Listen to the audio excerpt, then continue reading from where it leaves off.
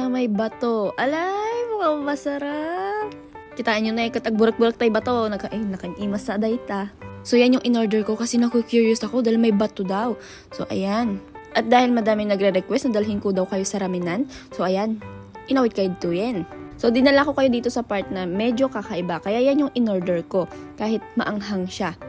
Wala ikit, napinga tumupuak.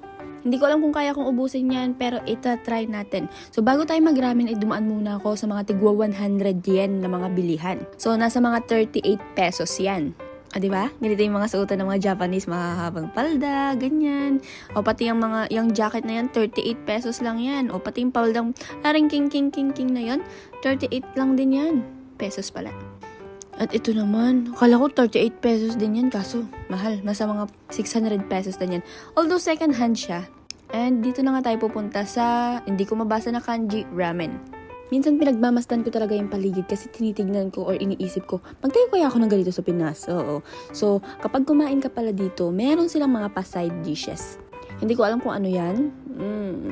Labanos? Hindi ko alam. Labanos ata.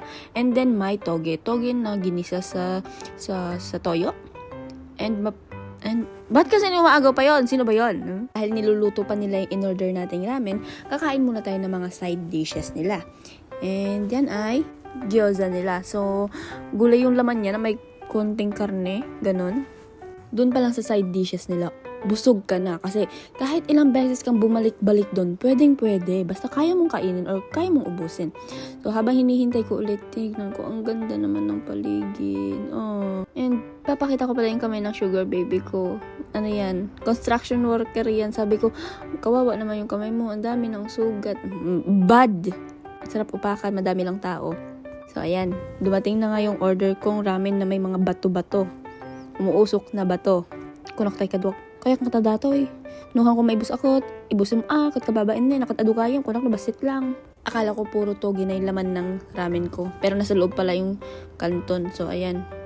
Hindi ko siya masyadong dinidikit sa dulo ng labi ko kasi ang anghang. Maanghang pala.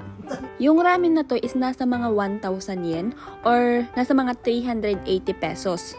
Ko 2 years from now, sa Pilipinas naman na siguro ako magbablog ng mga pagkain. So, alam nyo dati, ako lang yung nanonood ng mga vlog ng mga pagkain, natatakam, gano'n. Tapos, hindi ko in-expect na darating sa buhay ko na, ay, ako na yung nagbablog ng pagkain. Ako na yung nagpapakita ng, ay, ganito yung pagkain dito, mga gano'n. So, hindi mo talaga ma-expect kung ano yung darating sa buhay mo, di ba? So, go with the flow lang tayo. So, malay mo, ikaw na nanonood din dyan. Next year, andito ka na din sa Japan. Tapos, kumakain na din ng ramen, di ba? So, kita mo yan? Kita mo yung bato na yan? Kala ko pwede kong kainin yan. Charot.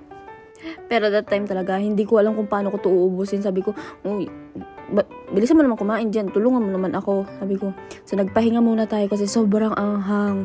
Hindi naman sa sobrang anghang, pero feel ko maanghang talaga. And busog na ako. Ang dami ba naman nun? So, hindi talaga tinitipid yung mga pagkain dito sa Japan. Kung ano yung nakikita mo sa picture, yun talaga yung marireceive mo. Kung gaano karami doon sa picture, yun talaga yung ibibigay nila sa'yo.